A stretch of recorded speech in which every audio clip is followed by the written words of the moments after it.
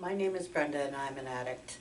I want to share a little bit about who I am before I came into recovery and what some of my story is. I'm not going to get into a lot of detail around that because I don't think that part is as important as what I've been doing in my recovery and how I've been able to survive. I was at the other end of abuse in my younger days as a child and stuff like that, and that really affected me in a way that caused me to, do some things that weren't very helpful for me and harmful more to me than anything else. As I came into recovery, I came to a point where I didn't want to live the way I was living any longer, and I had to find a way. I had a moment of clarity where I knew I needed help, and I reached out and got that help. I ended up in treatment when I was 38 years old, and I've been in treatment, been in recovery since that point. Okay, so at this point today, I am a little over 21 years in sobriety. There's a long history to that sobriety as well, and I'm just going to touch on a few important pieces. Okay, so I wanted to, go back to school and everything, and I did succeed at doing that. I came to the point where I was able to go and get my social service worker at Mohawk College, and I graduated that with honors, and I also have concurrent disorders, which I graduated with honors as well. And it put me in a position to work in a field that is helping. And I'm very grateful today because I'm in a field that I love. I'm working with women in treatment at Hope Place Centers right now, and I'm in the position as a Peer Liaison. And that gives me the opportunity to share my story with these women and show them that it is possible to live life without the use of drugs. And I'm very grateful for that today. I am living my recovery every day by showing these women what is possible and the hope that's available in the rooms of recovery, 12-step programs. I have learned a lot about myself over these years, and some of the things that I learned is that I took on a lot of things that were not my own. I took the blame for a lot of things that aren't my own. And today I'm able to deal with that on a more level playing field where I don't bring that part of it into my day-to-day. You know what I mean? So some things may affect me, but I have to know and understand that that could be coming from the past. So I have to differentiate between the past and the present. So today I try to stay in the present instead of going into the future or the past. One of the things that I found really difficult at the beginning of this pandemic was the meetings, the loss of meetings. I was very fortunate that my home group stayed home for a short time until the number of people at a gathering got so that it was impossible for my home group to continue. So after that we closed the group, and and that's when a lot of people started putting groups on the Zoom platform. I've been to meetings in Texas, and I've been to meetings in New Jersey, and I try to find some meetings in Canada as well, because I like to see the Canadian people doing the same thing as we are.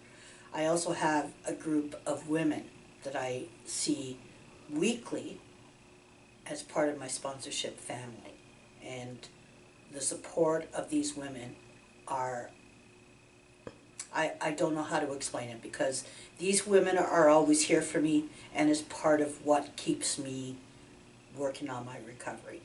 I see my sponsor on a regular basis, and we work the steps, and we're continually working the steps You know, might be a little bit of a break in between, but you know what?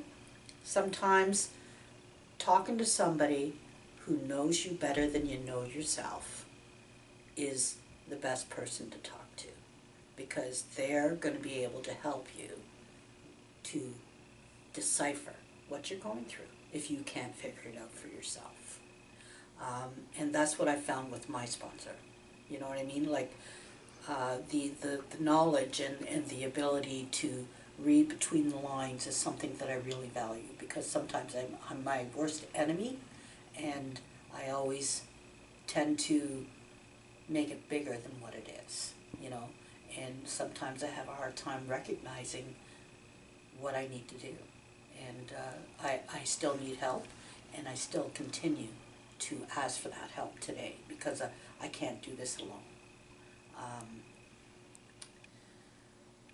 Some of the people in my life I know are having a hard time with this pandemic, and I know a lot of women out there right now who are early in recovery that are really struggling. And I've taken a bit of time and did some research and found all kinds of resources for the women that I support in Hope Place to help them when they leave treatment, like podcasts and speaker websites, and for all genres of 12-step program, you know. And I've gotten a lot of response from the women who I've sent this stuff to, and they're able to maintain their recovery. If something doesn't fit, they leave it and use something that does. You know what I mean? However, they're all attending meetings now, from the ones that I still talk to on a regular basis. I also try to talk to women before they come into treatment, because that support is really important, and that's what I've learned in my recovery. And that's why I continue to connect with my sponsorship family on a regular basis. Because if I didn't have that support, I wouldn't be here today. You know what I mean? One of the things that I do want to say is that after this pandemic is over, nothing is ever going to be the same. There's going to be a lot of changes in the way that we do meetings and everything like that. That's my feeling. I don't know if that's going to be true. So I am trying to find a way to make this part of my regular inventory, to get to meetings, talk to people on a regular basis, keep in contact with the sponsor and sponsorship family, support the people that need it, and keep supporting the people that are struggling, because I think that's the most important part. I'm not the important one. The newcomer is the important one. So I need to support that person to the best of my ability. We can't even do service in the regular way. So I know it's going to be difficult for the new people coming in, and that's where my heart lies. I need to help these women to the best of my ability, and I think that by doing what I'm doing, I'm allowing them to see a part of me that was out there before. But today, I'm a different person. But the stories that I share with them is part of me. And yeah. And I'm getting emotional. But it's okay, because I feel very strongly about this, and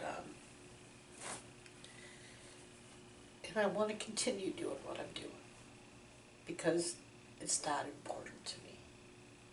And thank you for listening.